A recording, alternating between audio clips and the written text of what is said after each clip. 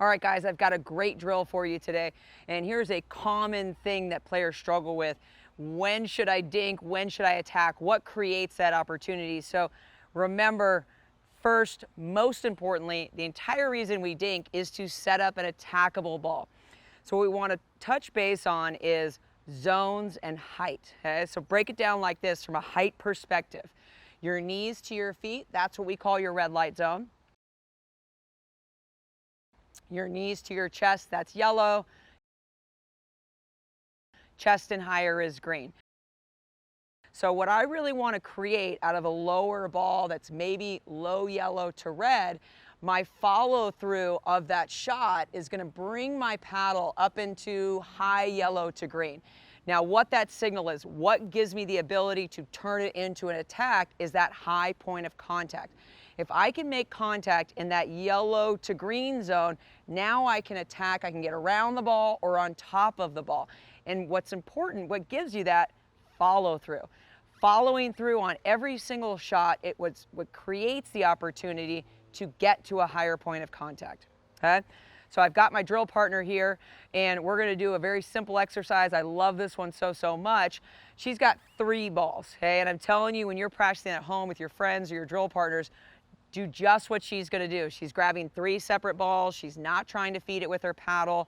We're just trying to get the motion and the rhythm of this.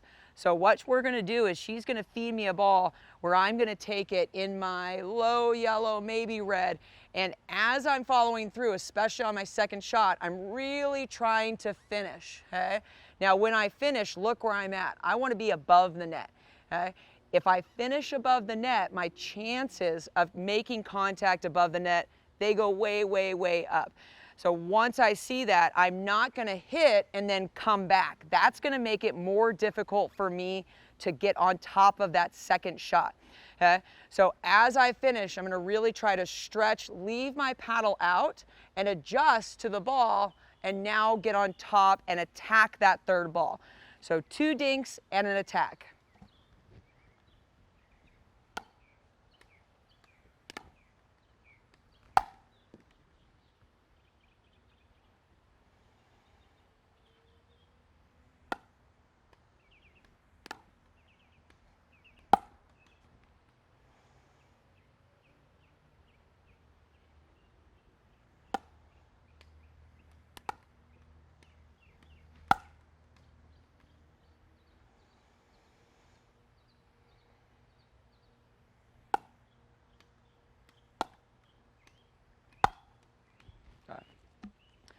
Notice when I'm doing this, I'm really trying to get my paddle out and I'm creating space in front of my body. What a lot of players do is they strike the ball, they come back, and then they hit it back here. They try to take a high ball behind them, gets them out of position, often lands that ball into the net. So what we're doing on that finish, upper body is upright, looking towards the target, okay? That keeps my paddle in a higher point of finish. So when that ball moves anywhere up in my green to yellow zone, now I'm just adjusting my hips and my shoulders. So often leading with that non-dominant side of my body to create more leverage and space so that when we're attacking the ball, the shoulders and the hips are actually turning, okay? That's where our rotation comes from. So that body is moving as we're doing this. That's what's creating our space. Be very cautious of getting kind of slap happy. A lot of players want to punch the ball using their elbows instead of adjusting their hands to get on top of that ball. What's most important about attacking a ball is, can you get it in a downward trajectory, maybe towards your opponent's feet or past them, okay? We want to make sure even on that shot, we're finishing above the net. So always think, I want my paddle to finish away from my body and above the net as much as possible. That's going to set me up for that high yellow to green zone. Remember, when we're practicing this drill, what's most important about getting you ready for that attackable ball, it's not necessarily always what your opponent gives you. It's about creating space with your follow through. So what I want every time, as much as I can, I want my paddle to finish above the net.